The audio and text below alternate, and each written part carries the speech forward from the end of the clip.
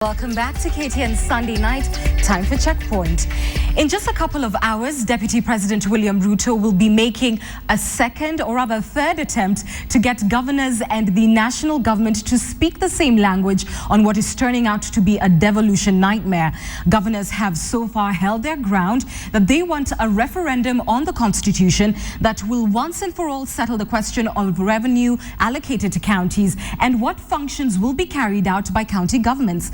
Well, tonight on Checkpoint, we are asking, is a referendum on the constitution necessary to save devolution, as former Prime Minister Raila Odinga has put it? Or are those pushing for a referendum really pushing for a revolution and not devolution, as was voted in by Kenyans? Back again with us tonight is Atieno Ndomo, a social policy analyst. Professor Edward Kisiangani seated to my far right. He's our resident political analyst. And of course, to my immediate right, strategist Moses Kuria. Thank you all for coming. Atieno, especially thank you to you for coming again. We had such great views from your last showing here. So I'm looking forward to hear what you have to say as far as the bid by governors and senators is concerned to go to a referendum on the question of devolution. Is it necessary? Thanks, Anne. It's good to be here. I think that perhaps the country needs to step back and pause and ask, what does really this say about where things stand? Because I think that on the one hand, there's no doubt that devolution was a cornerstone. So in terms of the new constitution, one of the major things that Kenyans wanted and spoke through that referendum that enacted the constitution was devolution. And when you unpack it, this was a discussion around devolving governance structures so that governance is closer to people. People wanted to be able to influence decisions at the level where it matters. It was also a discussion about financing, about resources. And as a country, we've had a history. So it's not as though this thing just landed on us. It was something that we were learning from our past. And there's a reason why people very much wanted to avoid centralized authority as well as centralized management of public finances. So devolution wasn't by chance. It was a deliberate choice. And so Kenyans have spoken. So I find it rather ironical that we're going to have to fight this by suggesting, for instance, that we have to go back to Kenyans and ask. Because in my view, I think that the law is already very clear in terms of the levels of funding and the questions we should be asking if there's a departure from what the law expected. So that, for instance, if there's a departure from the extent to which we needed to do the equalization fund, which is very clear, was a 0.5% of total national revenue on an annual basis. If there is a departure from in terms of the amount of money that's supposed to go to the county governments, then we should be asking the question, where are the failings happening? You know, if somebody is reneging on the law, then we should be looking at how do we ensure that the spirit of the law is respected. But I think that maybe I shouldn't ask this as a naive person. I think that we are in a scenario where we actually lack champions. We probably have a scenario where we have people presiding over devolution who actually fundamentally don't believe in it. The president and his deputy, do you believe, given their actions so far, that they actually believe in devolution? And let me quote one, the law talks about 15%. They have given more than that in the 210 billion going to counties. Yeah, I think that there's what people say and then there's what they do by action. I think a lot of the fear that devolution is being undermined is also coming from a historical experience where if you stifle financial devolution, then you actually undermine the ability of this to take off. Nobody doubted that it was going to be difficult, but it's going to be even more difficult if county governments don't have the mechanism, the infrastructure, the financing, or if all the noises that come as though they are asking and demanding for things that are not due to them. If you think about laying out the strategies and the foundation for devolution, the first years were definitely going to be harder. So I think that we should have a more sober discussion about the real spirit of rolling out devolution. And if you want to see champions, you want to see people who match their words with actions. And I think actions will be funding. Moses, let me come to you. She's talked about the real spirit of rolling it out. The constitution allows a 3-year transitional period that in fact has seen governors saying that they want the transitional authority disbanded, given that they recalled several functions, which again are time-bound in Schedule 4. What do you make of it? Why is there a problem with this 3-year implementation? Instead of being seen as goodwill, it's seen as a threat. Well, you know, first of all, let me start from the notion of whether someone can be able to frustrate devolution. The constitution that we passed in 2010, which is not even 3 years as of now, envisaged that someone can frustrate devolution. So it put its own checks and balances in 3 ways. One, in terms of the money that's supposed to go to the counties, 15% minimum, it said. 2, in terms of functions, which are somewhere in the region of 13 functions, which are all captured in the 4th schedule of the Constitution. 14, yes. And that in terms of the time frame for that implementation. Now, if you look at it from the money point of view, as Atieno Ndomo has said, 15% is what was envisaged. 34% is what has actually been devolved. If you look at it from the functions, 10 out of 13 functions, except the payroll function, the roads function, and the rural electrification function, have been actually devolved and money sent out there. And where it comes to issues like payroll, it's actually the governors who have said that they need time to put the technical capabilities to be able to handle payroll. It is up to people like nurses who have said, we don't want, as yet, we don't have the confidence that governors and the counties can be able to handle this. You know, if you want to live in a state of anarchy, the Constitution also protects us. So if the governors want to have it today, if I was the executive, I would tell them have it. But you know what is going to happen? The people will stand up against these governors. And that comes into the big question of the dilemma between if the governors give us today, although the CIC is saying, let's go gradual, although other countries who have experience in devolution are saying, let's go gradual, I'll tell them, have it. You know, as we say in Swahili, wakijikata watajuta wenyewe.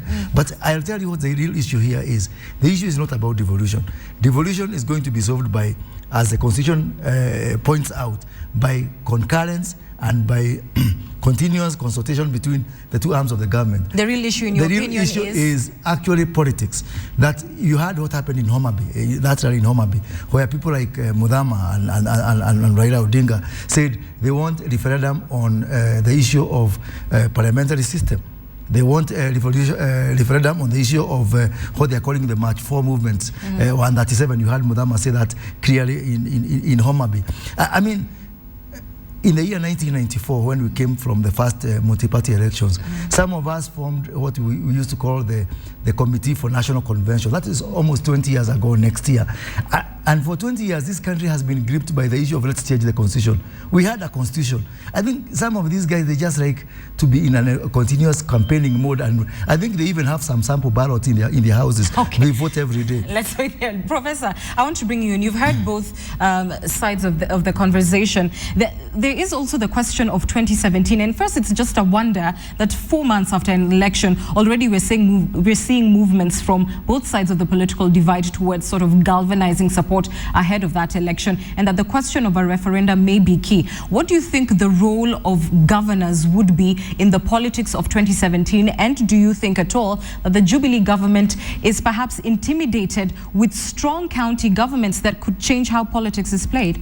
Yes, I think that is a brilliant question, and I don't want to associate myself with the Honorable Kuria's arguments because he's obsessed by individuals rather than issues. I want to look at it differently.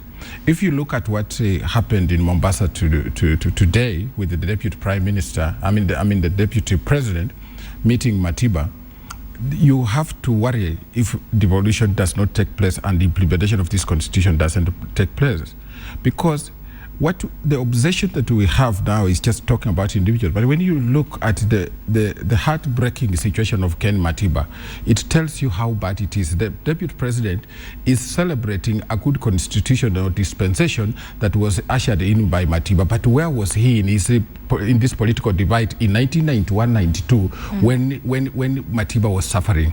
And therefore, there is a sense in which we can hold some sense of mistrust about the actions of Jubilee, because these leaders were never in the struggle for change in this country. And suddenly they are telling us they can change. They are going to change. So some of us voted for this constitution, especially after the Naivasha meeting. The last Naivasha meeting, because there were people, and some of them are now holding big positions in this government, who resisted actual transformation of certain clauses that would protect Kenyans. In fact, we wanted to go federal. well, some of us wanted to go federal, and it was a very popular thing. But there were people from certain areas who said we can't go federal because they were enjoying centralization.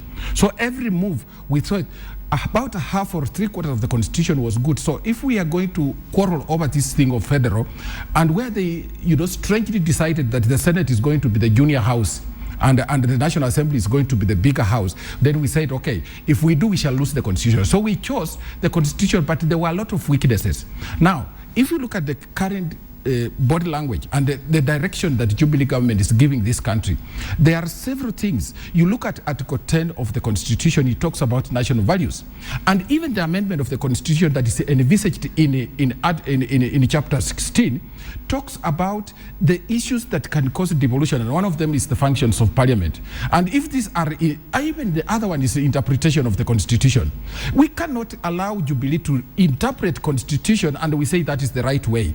A deputy president meets, or the president meets a few people and tells governors, this is how we should interpret the Constitution. The interpretation of Constitution and the protection of this Constitution is the work of every Kenyan. Please be more specific. Which clauses in regard to devolution do you feel the Jubilee government has, misinterpreted it or is misrepresenting the intention of the Constitution? I think if you look at the work of Senate, the way Jubilee government is operating, instead of standing in the middle to see how the two wings of the National Assembly can work, seems to support the position of the National Assembly, some of them saying that Senate is a place of retirees. In fact, one member of Parliament commented that we thought Senate is a place of people who have retired. We expected the Jubilee government to come out in a singular form and say that this is a bad statement. It doesn't represent the Jubilee. But seemingly Jubilee is enjoying that. When people say, let us devolve certain functions to the governors, Jubilee first resisted. And now it's saying, get them. And you can see what Kuria is saying. Kuria is saying that give them unawatachikata. What he's saying is that they are setting up the devolved government for failure. And they want that to fail so that they can centralize power and destroy our resources. Okay. That is not correct. Moses, quickly respond, then I want to come to you. I want to, the problem with when professor speaks, it's to gain one grain of wisdom is very difficult. Because, the National Assembly and the Senate are both controlled by Jubilee. So are you saying that Jubilee is favoring one side of the tyrant of numbers? If you have tyrant of numbers, who are you controlling? Wait a minute. This is your statement. The National Assembly is controlled by Jubilee. Yes. The Senate is controlled by Jubilee. Yes. So are you saying that that Jubilee favors one side of two houses of Jubilee? I get you. Wait, let me come in and bring Atieno in on this question, because what has been peculiar is that on the question of devolution, regardless of which side of the political divide, governors have spoken with one voice, senators have spoken with one voice. But there is a power struggle that Professor alluded to between both houses. And for you, is the substantive issue here really about strengthening devolution? We need more funds so that we can deliver services, or is it about this ego problem? Okay, I go back to where I started, and I think that for me what's most unfortunate, and I hinted at the idea that we actually lack champions. And when I say that, I actually mean it that perhaps in a sense the people who are the result of the March 4th election, it's very hard to pinpoint anyone that you can say is a champion. Because for instance, for devolution. Champion for devolution, yes. Because in normal circumstances, what you'd have wanted to see, if our politics was really underpinned by, developed political parties, then you'd have a party that you can say actually has a track record, believes in it, in terms of the philosophy of governance, believes in devolution. You'd therefore naturally assume that the candidates that they failed are people who are coming into these positions because they're actually passionate about it. If you think about the situation in the country, and the reason why Kenyans really value devolution, for instance, in my view, is because it would deal with poverty and inequality. The idea that certain sections of this country are very marginalized and excluded. So people assume that if you disperse power, so if you create county governments, if you give them the ability to deliver services by giving them resources, because there's no way they'll deliver services without resources, that if you move those decisions from far away, which is what used to happen when you have a very centralized system, that there would be decisions that are happening at a level that's local, that's able to understand local problems in a way that can respond.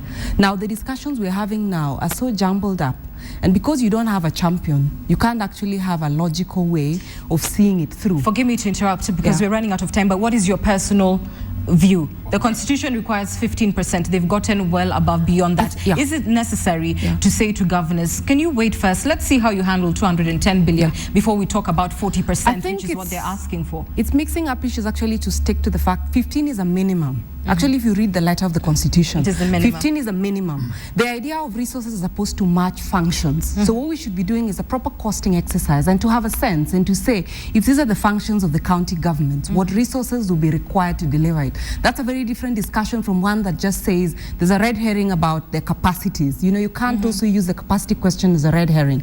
If capacities are needed, capacities can be created. It's a very different discussion if you're saying, does the capacity exist to manage this amount of resources to deliver these services? We are absolutely out of time. Professor, Professor, please hold on, because I want to ask you the final question so that you can respond as we are out of time. And it is this: do we have any evidence? We've seen the budgets that have been presented by county governments. Do we have the evidence that indeed what is driving governors is better service delivery? Because you talked about looking at well-costed plans and saying this is the amount we need to actually deliver. Your final thoughts? Yes, the Constitution envisages that the national government will help counties to stand on their own.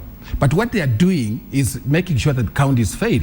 First of all, you have governors in place, you have senators in place, and then on the other hand, you are posting people called provincial commissioners who have now become county coordinators doing things in Nairobi. So the whole thing is that Jubilee government should change its tact. It is actually irritating a lot of people. Let it allow governments in the counties to work, facilitate them where they fail, let them be a genuine failure, and then it says, let us do this way, but not to say, let them get this, then you post some people, and then you have this fellow from the transition authority. He doesn't seem to understand what he should do. He keeps on switching from one, and he thinks that if he doesn't do the right thing, if he does wrong things probably, he has to get approval from some people in government. Prof, let's find out. Moses, your final thoughts. I think it's much ado about nothing, really. Devolution is good. There you go again. Now, devolution is good for this country. You know that cannot be gainsaid. Because government has to be close to the people, and services and resources have to be close to the people. The issue is that these things are not going to happen overnight, and it's a lot of consultation.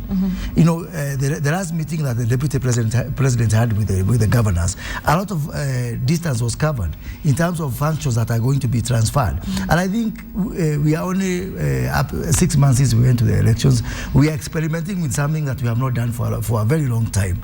I think within another 3-4 months, the issue of functions and transfer and the monies is going to be resolved. What is not going to be resolved is the appetite for chaos and anarchy that is found in some people like Kisiangani and Raila Odinga. No. Gentlemen, I must wind up there. And the gracious lady. Well, he may just have to, and we'll pick it up next Sunday because of time. It's also chaotic. Prof, I thank you. I thank you for truly your views. I thank you so much, Atieno, for coming in, and of course, Moses. It's a heated conversation. We need to continue, and we'll see whether or not governors and senators will be able to collect the requisite 1 million signatures for Kenyans to go to a referendum on devolution. We take a short break. I'll be back with the sports after these messages.